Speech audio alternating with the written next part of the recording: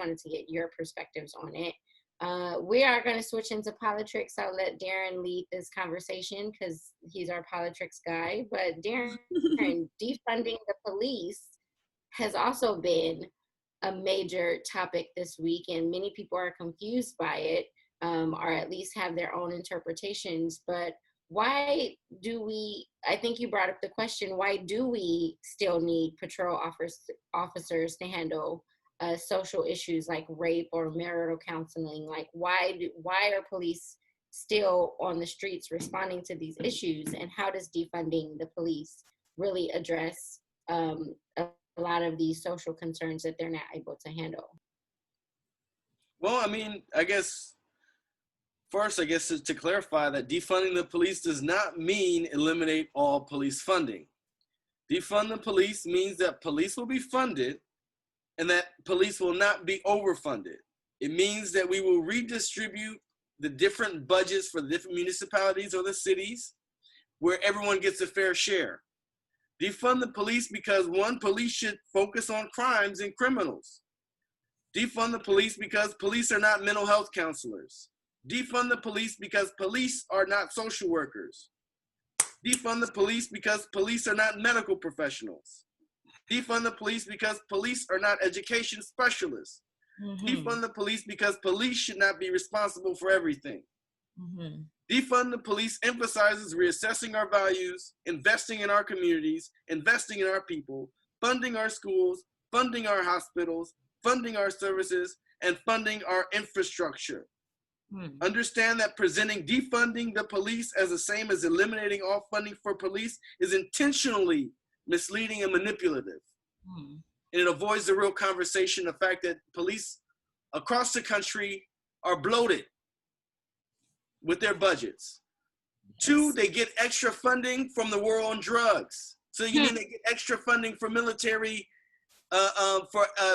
surplus items. That's why you can see all these military, that's why they can tear gas you so fast.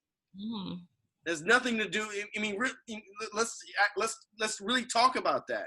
Let's talk about the fact that, you know, all they need is 600 hours of training and a high school degree. And you're expecting them to do the same job as other licensed clinical professionals who have hours upon hours over, you know, in order to get a license for the LCSW for social, you need 3,200 hours of training, not to mention the master's degree. So which already means that you already got a bachelor's degree. So you're talking about years and years of experience compared to what, 600 hours of training and how to use your gun? You know, no BA is required. No BA is required, but LAPD, they want to pay them an extra $7,500 a year just for having a BA. So you telling me you have a BA in art history, like that's supposed to make you such a genius? Maybe, you know, maybe you could tell some graffiti writing or something. Does that mean that you can go in and you can actually, you know, because a lot of these cops, look, they're going in these DV situations, you know, and like we were talking about earlier, you know, I had a friend, you know, we were talking about defunding the police, and, you know, he was like, well, what if someone has been raped and don't you need the police? I'm like, what the hell is this, Law and Order? You know, like what? Like I wish we could have Mariska Hargitay and Ice-T go out on the beat and figure this out, and fast forward to a few months later and they successfully convicted the person and everything like that. But let's be real. Do you really I'm looking at you, uniformed patrol cops coming with 2 9mm weapons to come and re-traumatize the survivor of this assault? Couldn't we have an emergency social worker or an emergency counselor come out to take a copious notes about what happens, as well as provide probably on-the-spot counseling for that person, and then refer them immediately to other resources that they could obtain so that they could, you know, hopefully that they could heal from this event, and they could get the information and collect it and give it just like the cops would do, submit that report in so that the detective can look for it and figure out who it was so they can bring that person to justice. Darren, I think that you're bringing up a great point, because I saw a post this week that said something about resident assistants in college have more training and are able to better de-escalate a situation than police officers. And weren't you, all right, Darren? Huh? Weren't you a resident assistant?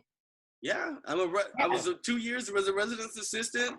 I've been a clinical social worker for 5 years. So was I. You know, and it's just like, but you can. And this fool mentioned Ice-T though. He didn't mention a resident assistant. This fool went to Ice-T and whatever the girl's name is. I almost unclicked and started to sing the theme song, Darren, because you was on number 3, but you was on the road. You was there. Reverend Darren was on the road. I didn't want to stop him. Let me tell you something. You, sir. Oh, but that's the thing. The officers, they're supposed to be trained to de-escalate these issues or these problems. Like, why are you guys already guns drawn? Like, and it's just, you know, somebody that's outside their house minding their own business, or somebody walking down the street minding their own business, somebody driving in a car minding their own business, and they just want to come disrupt. Like I was telling y'all earlier, that whole experience could be traumatic to somebody. Somebody could freaking have a heart attack, like, because you out, you know, ready to shoot him. Like, what? That just don't make no sense. Have any of you had run-ins with the police?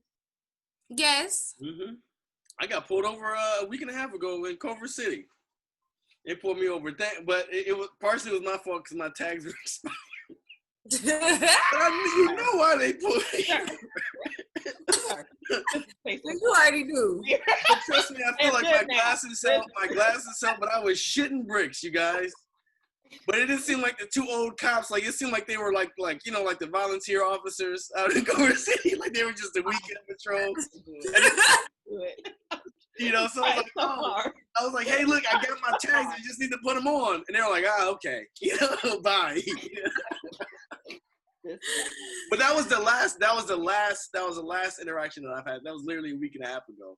But you know, other times I remember, like after you know, remember I was in an incident when I was in you know, shot at, you know, and I had friends who were shot, you know, in front of me, and you know, we're talking to the cops, you know, and the cops over here, they want to fill in stuff on the report.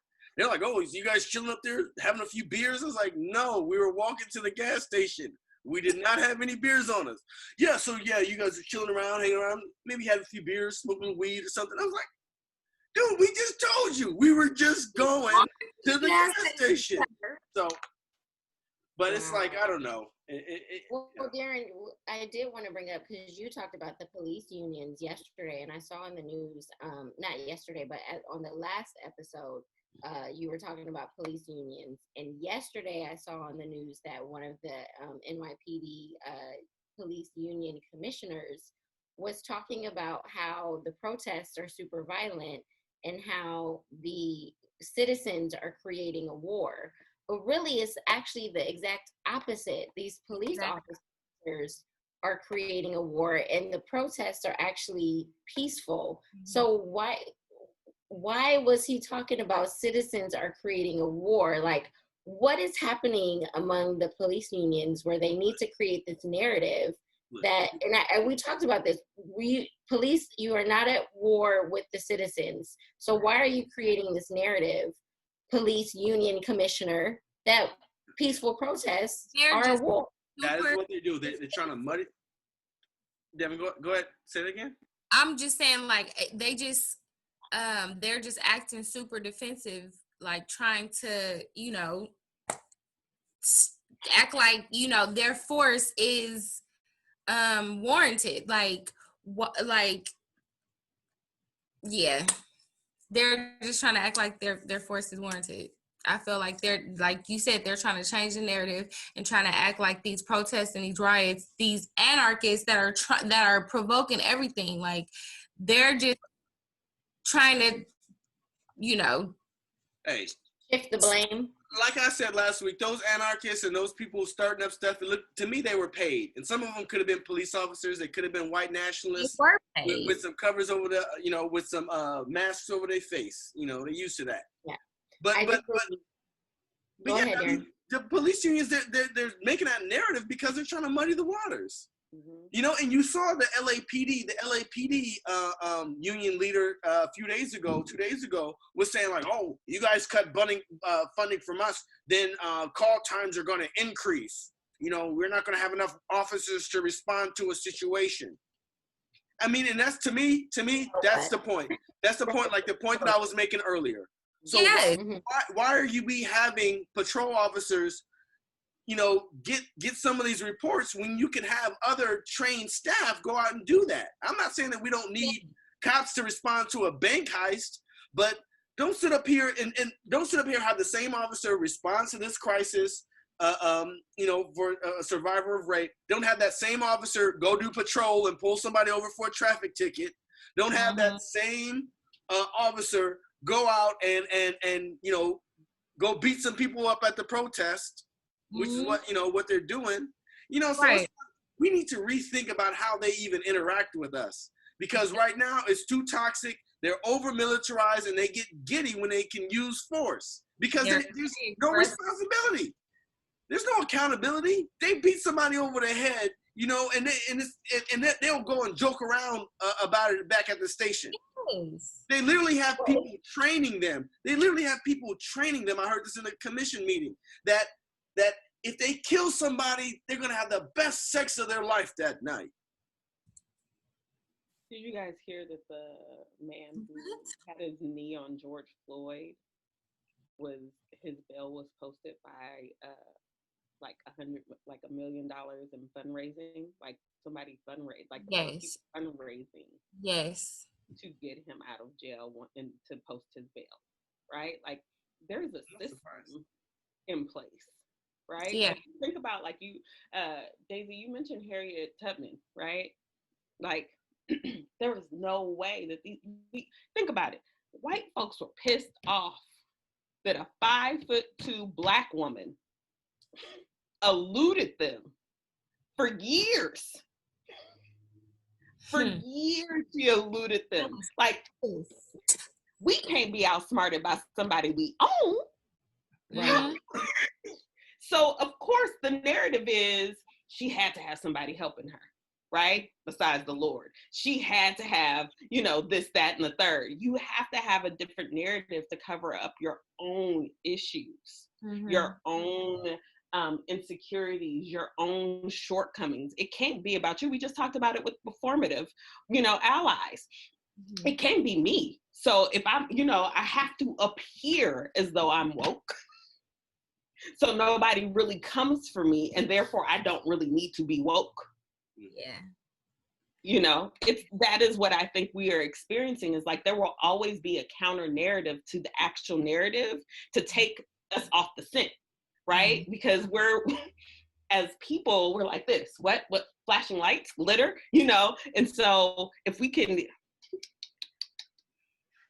but we have to be really steadfast. And I think you and I, Daisy, were talking about this. The last thing I'll say is we were talking about this before, is like protest isn't just in the street. Protest is with your money, it's with your mind, it's with being free here first. Absolutely.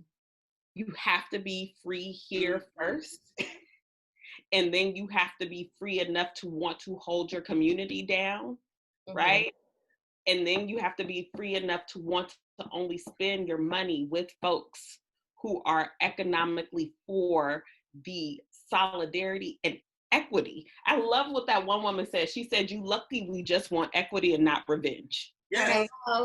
But trust me, isn't that what most white people have feared the most since the 3/5 compromise? Absolutely.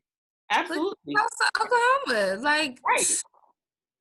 Yeah. I mean, who has seen that in a history book? Just showing who saw that. No. Just nobody wants to raise your hand. Nobody. I learned about it. Look, you know where I learned about it? Look, to be truthfully honest, thankfully, you know, we had, I was exposed to email at a young age, but I got it because our grandfather sent me a chain letter talking about the Tulsa massacre with a bunch of pictures in it. And, you know, it was all in big letters and Comic Sans and, you know, all that, you know, how the chain letters used to be. But that was the first time I knew about it. And I remember going to college telling my friends about it, about Black Wall Street and stuff like that. And they were like, huh, what are you talking about?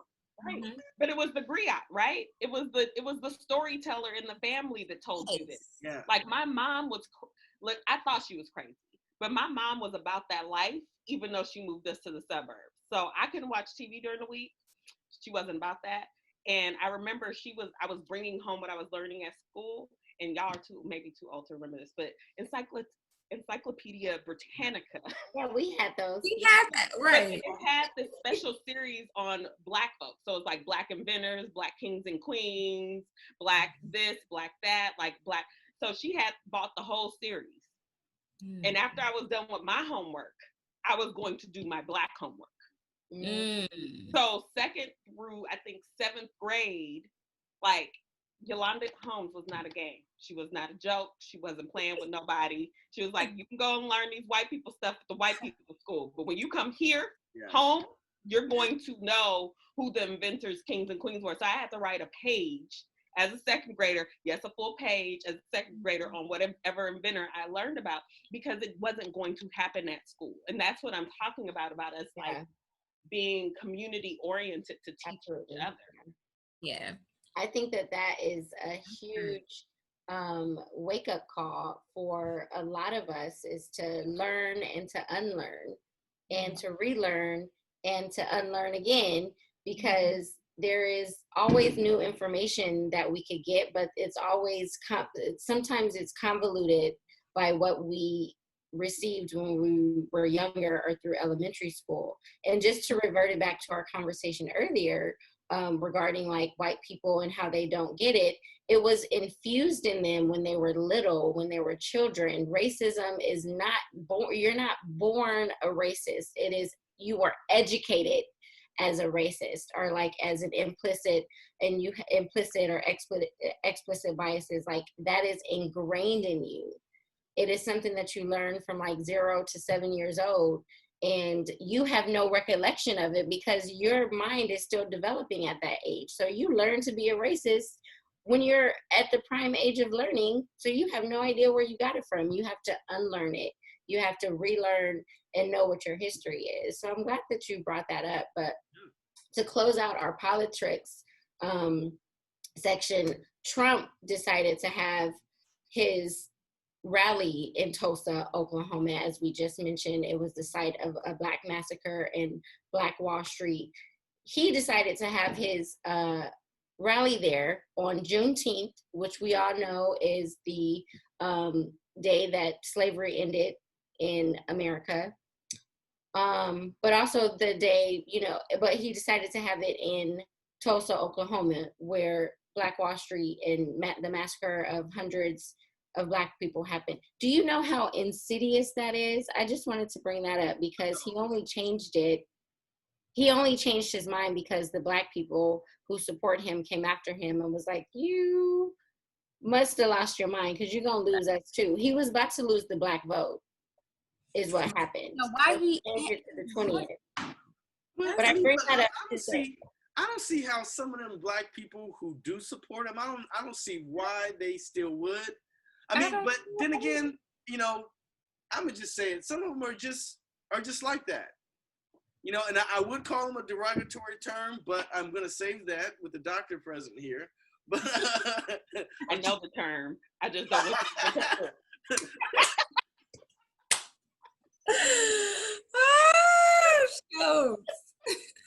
But I mean, yeah.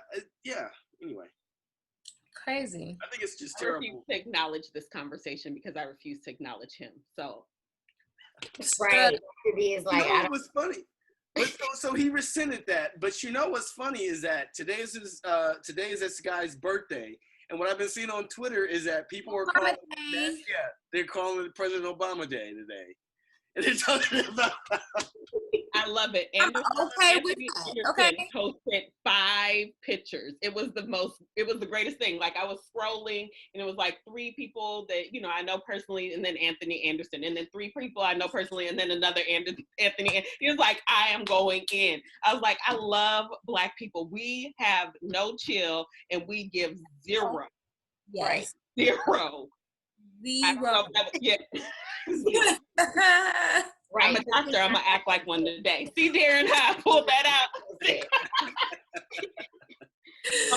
You might have got that F though.